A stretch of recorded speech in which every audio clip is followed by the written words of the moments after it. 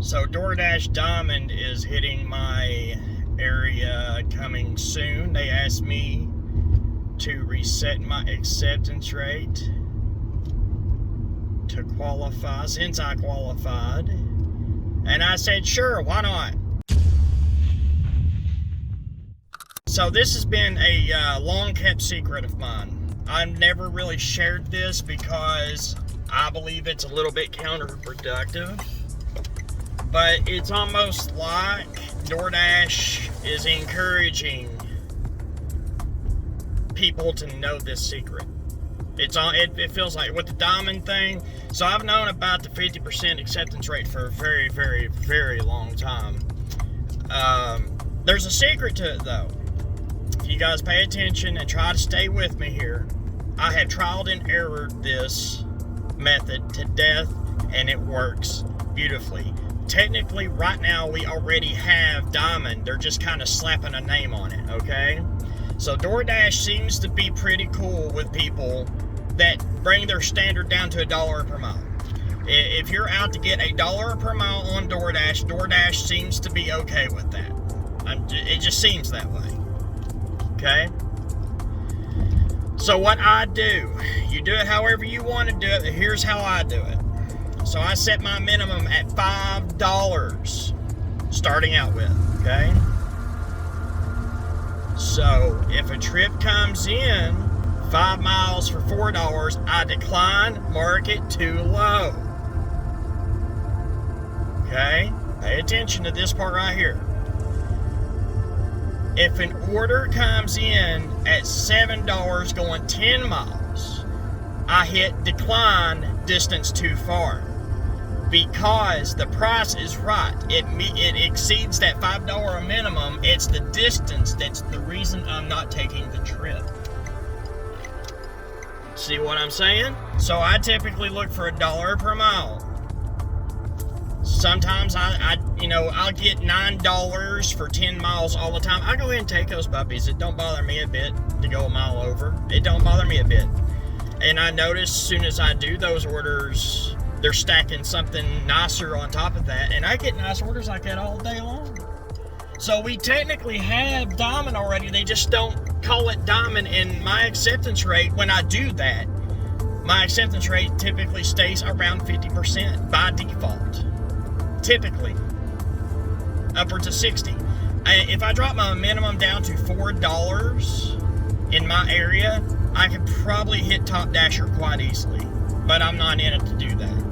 So I'm using DoorDash right now as a companion app to Spark. That's what I'm doing right now. So Spark, if you accept an offer, they send you an offer every hour at 20 after. So you go ahead and accept it, but you gotta wait till 40 after before you can start it and pick it up. So there's a 20-minute window there. I go ahead and hit Dash Now when it lights up, and I grab me something within 5 miles, and that's what I'm doing right now. But now that they're promoting this DoorDash Diamond, I'm going to check it out. I've cleared $300 this week grabbing random orders in between Sparks. It's been that good. That's insanely good. I mean, that's typically a typical week on DoorDash for me. I clear about $150. Just grabbing something to do between Sparks.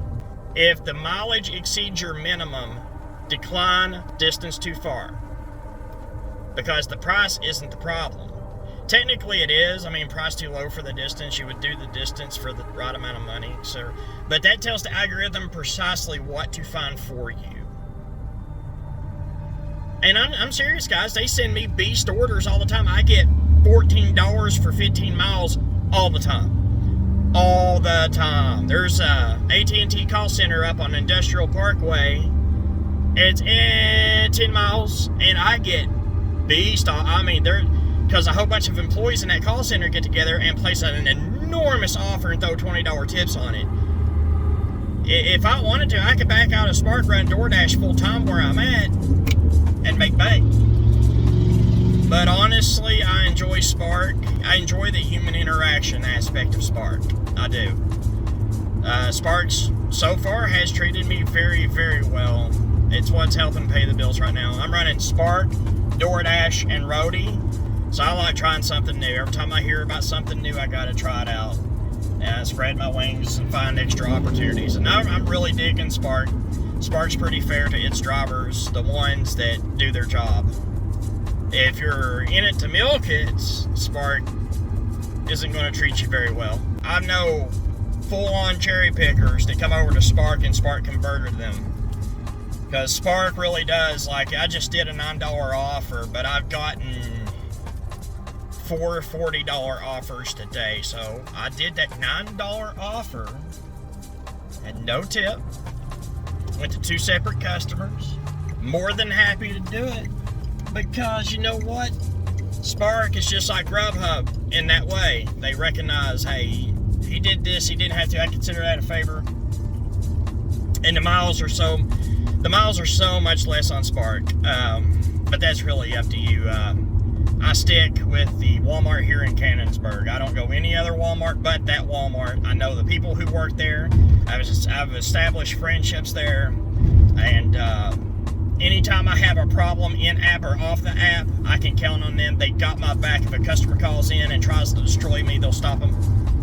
They'll make fun of me for it. They'll come out and say, hey, Jeremy, man, we just got a call on you, bad boy. You know, I'd rather have that. I really would rather have that than just deactivation from the app with no reason whatsoever. You know? At least at this Walmart, I can get answers. And that means a lot to me. You really can't find that on any other gig app. But yeah, remember guys, whatever your minimum is, if your minimum is $6 and you get a order 5 miles for the $6, I would take that.